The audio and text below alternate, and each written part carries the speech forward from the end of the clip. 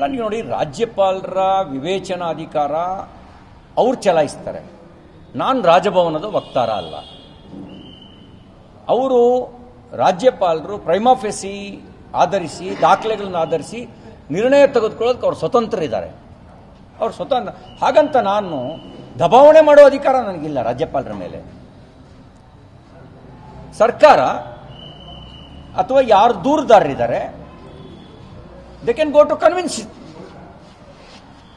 ಗವರ್ನರ್ನ ಹೋಗಿ ಕನ್ವಿನ್ಸ್ ಮಾಡಲಿ, ಲಾಯರ್ಗಳ ಮೂಲಕ ಕೇಳಲಿ. ಅಲ್ಲೂ ಅನುಮತಿ ಸಿಗದೆ ಇದ್ರೆ ನ್ಯಾಯಾಲಯಕ್ಕೆ ಹೋಗಲಿ. ಇದು ನಮಗೆ ಸಂವಿಧಾನದತ್ತವಾಗಿರುವಂಥ ಅವಕಾಶಗಳು. ಅದನ್ನು ಬಿಟ್ಟು ಬೀದಿಲ್ ಬೆದರಿಸೋದು, ಮರಿ ರೌಡಿಗಳನ್ನೆಲ್ಲ ಬಿಟ್ಟು ಹೆದರಿಸೋದು, ಇದೆಲ್ಲ ರಾಜಭವನದ ಮೇಲೆ ಈ ಆಟ ಎಲ್ಲ ನಡೆಯಲ್ಲ. ಈ ಆಟ ಸಂವಿಧಾನ ಬಾಹಿರ ಆಗತ್ತೆ. ಕೊತ್ವಾಲ್ ರಾಮಚಂದ್ರನ ಶಿಷ್ಯರು ಇರ್ಬೋದು ನೀವು, ಆದರೆ ನಿಮಗೆ ಬೆದರುವಂಥ, ನಿಮ್ಮ ಬೆದರಿಕೆಗೆ ಬಗ್ಗುತ್ತೆ ಅಂತ ನೀವು ಭಾವಿಸಬಾರ್ದು. ರಾಜಭವನ ನಿಮ್ಮ ಬೆದರಿಕೆಗೆ ಬಗ್ಗುತ್ತೆ ಅಂತ ನೀವು ಭಾವಿಸಬಾರ್ದು.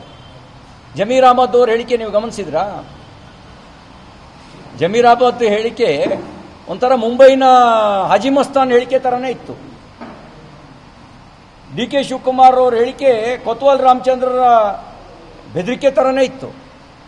ಐವಾನ್ ಡಿಸೋಜಾ ಯಾವುದೋ ನಟೋರಿಯಸ್ಸು, ಅದು ಯಾವುದೋ ಗ್ಯಾಂಗ್ ಇದೆಯಲ್ಲ ಹರಿಯಾಣದ್ದು,